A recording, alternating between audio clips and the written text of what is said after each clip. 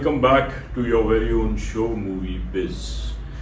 Movie Biz is all about film trade and related Bollywood matters, and today we're going to talk the latest on how the Bollywood films are faring at the box office and related news matters from our very own Narendra Gupta ji. Narendra ji, welcome back. Thank you, Rajeev ji. Thanks. So what do you think? क्या हो रहा है? सारी फिल्में मैं जो देख रहा हूँ, एक भी फिल्म नजर नहीं आ रही है बॉक्स ऑफिस के हिसाब से, कोई कलेक्शन, कोई फिगर्स, कुछ समझ नहीं आ रहा हो क्या रहा है। सर, बॉलीवुड की हालत बहुत ही खराब है कलेक्शन पॉइंट ऑफ व्यू से। आर माधवन की रॉकेटरी जो 3 हफ्ते पहले रिलीज हुई, पिक्चर महंगी बनी थी 65 करोड़ की, लेकिन आपको ताज्जुब होगा कि 3 वीक का कलेक्शन जस्ट 35 करोड़ रहा है, जो बहुत ही पुअर है। और नेक्स्ट वीक में फिल्म OTT पे आ रही है 26 तारीख को अमेजॉन प्राइम पे। सबसे बड़ी प्रॉब्लम वही है कि लोग थिएटर में नहीं जा रहे हैं। बॉलीवुड ऐसा क्या करे कि लोग थिएटर में आए और फिल्म देखें। अच्छी फिल्म के लिए भी नहीं जा रहे हैं, बुरी फिल्म तो ठीक है, प्रोमो से समझ में आता है नहीं जाना है, लेकिन एक अच्छी फिल्म होने के बावजूद लोग नहीं जा रहे हैं। इसकी काफी हद तक बड़ी है OTT। लोगों को पता है कि एक महीने अगर OTT पे आएगी, हम क्यों थिएटर में खर्चा करें। That is the biggest minus point of OTT for the Bollywood producers. नहीं, अच्छी फिल्म के लिए लोग जा रहे हैं या नहीं जा रहे हैं इज अ डिफरेंट क्वेश्चन।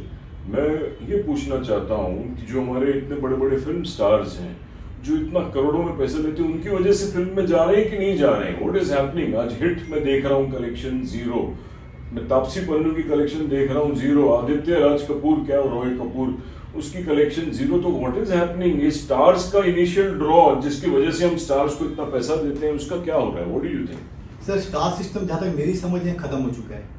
लोगों को कोई फैंसी नहीं है कि थिएटर में जाके वो रणवीर सिंह हो, अमिताभ बच्चन हो, अक्षय कुमार हो, उनको कोई मतलब नहीं है।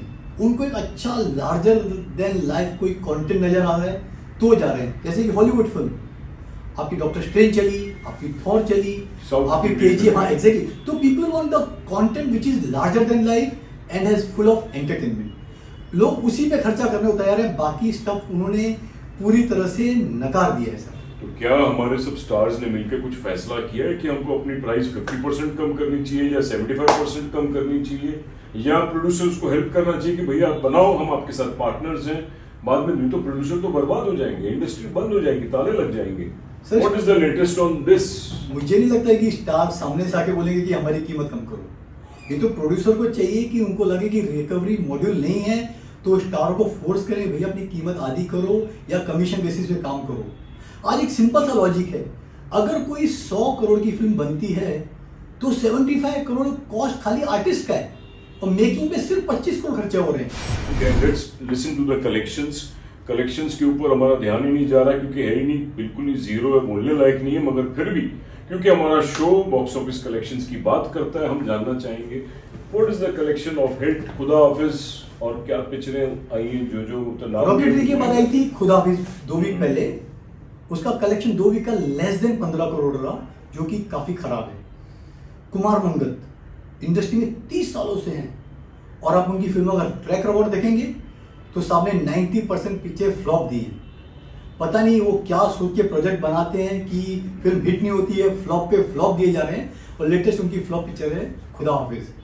विद्युत जामवाल, आप उनसे एक्शन की उम्मीद करते हैं कि थिएटर में जाके लोग उनकी एक्शन देखें, लेकिन शॉकिंगली फर्स्ट हाफ में भाई ने एक्टिंग करने की कोशिश की है। अरे भाई, विद्युत जामवाल को एक्टिंग नहीं आती है, उससे खाली एक्शन करो जो पब्लिक देखना चाहती है। राजकुमार राव, जो अच्छी खासी एक्टिंग के लिए जाने जाते हैं, उनसे आप एक्शन करा रहे हो। Disaster result. वीकेंड का कलेक्शन रहा मुश्किल से 5 करोड़। उसके बाद तापसी पन्नू की फिल्म शाबाश मुत्तू, ओपनिंग मिली जस्ट 40 लाख की, मंडे का कलेक्शन था मात्र 15 लाख। और आपको शौक होगा कि इन दोनों की कॉस्टिंग 30 से 35 करोड़ की लागत से फिल्में बनी है। मुझे पता नहीं आर्टिस्ट को इतना पैसा दे के इतनी महंगी फिल्में क्यों बनाई जा रही हैं।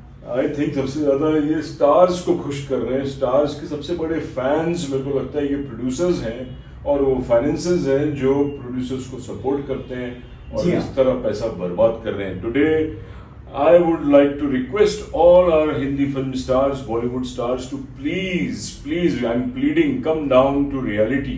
आपकी प्राइस बहुत ही ज़्यादा exaggerated है, it should be practical.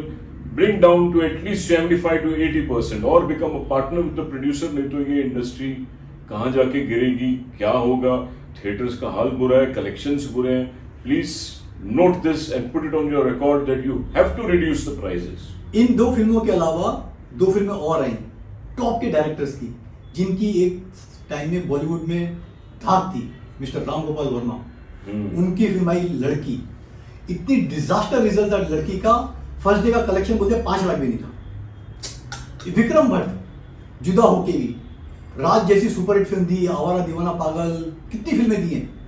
उनकी फिल्म क्या बोलूं, मतलब डिस्कंटिन्यू हो गई सेकंड थर्ड डे. इन सैटेलाइट तो एज इट इज खत्म हो गया ओटीटी के आने से. काफी हद तक बहुत कम हो गया. has severely been affected because of OTT. लोग कलर्स, सोनी और जी पे देखना पसंद नहीं करते. लोगों को OTT, Netflix, Amazon, Hotstar. And what about taxes? Tickets के अंदर जो जीएसटी चल रहा है, जो समोसा और पॉपकॉर्न की प्राइसेस है, मल्टीप्लेक्स है, उसके ऊपर भी तो ध्यान देना चाहिए हमको. Don't you think that is affecting? आज 600 रुपए की टिकट, अंदर जाओ 400-500 रुपए की चाय और पॉपकॉर्न कंजूसी से भी लेते हो. 1000-1500 ऐसे ही घुस जाता है एक आदमी का यार. Ticket is sensible. Ticket pricing definitely affect the viewers. उनको चाहिए कि टिकट जैसे पहले रेट्स होते थे 100-175, वो रेट्स में फुटफॉल बढ़े हैं. एक बार लोग थिएटर में आना शुरू कर दे, बाद में रेट बढ़ाइए ना. जैसे साउथ इंडस्ट्री उधर फिक्स है, उनकी यूनियन इतनी स्ट्रॉन्ग है ना, आपको सर्टेन प्राइस से ज़्यादा करने नहीं देती. अपने महेश बाबू आंध्रा में, उनके कई सारे मल्टीप्लेक्स हैं, उनका फिक्स है 4 बजे के शो की कीमत होगी 100 रुपीज़ के आसपास और 12 बजे तक रहेगी 100. That's maximum limit. तो लोगों को पिंच नहीं होता. समझो मैं खराब पिक्चर देख के थिएटर से बाहर भी आ रहा हूँ तो मेरे को चलो ठीक है 100 रुपया ही गए ना. यहाँ पर 500-700 की टिकट लेके आदमी रात के शो में जाए, जैसे आपने कहा पॉपकॉर्न में 500-700 खर्चा करें. Everybody can not afford 3000 rupees for one film, you no.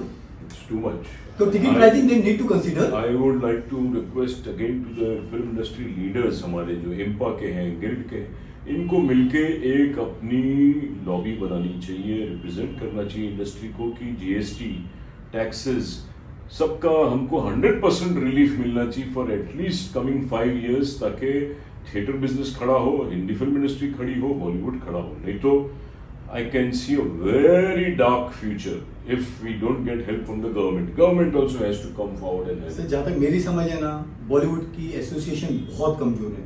एकदम वो लोग ही. कुछ भी बोले ना, थिएटर एसोसिएशन सुनती है ना आर्टिस्ट सुनते हैं. मल्टीप्लेक्स की दादागिरी चलती है. भैया हम इस फिल्म को 2 ही शो देंगे. कोई अच्छी फिल्म होगी, शो क्या मिलेगा? मॉर्निंग 8 बजे का, रात 11 बजे का. प्राइम टाइम पर शो ही नहीं मिलते उनको, तो बेचारा कहाँ जाएगा वो? तो अच्छी फिल्में मल्टीप्लेक्स किल कर देते हैं. नहीं, बट हमारी पूरी फिल्म इंडस्ट्री की लॉबी स्ट्रांग होनी चाहिए, एसोसिएशन की लॉबी स्ट्रांग होनी चाहिए.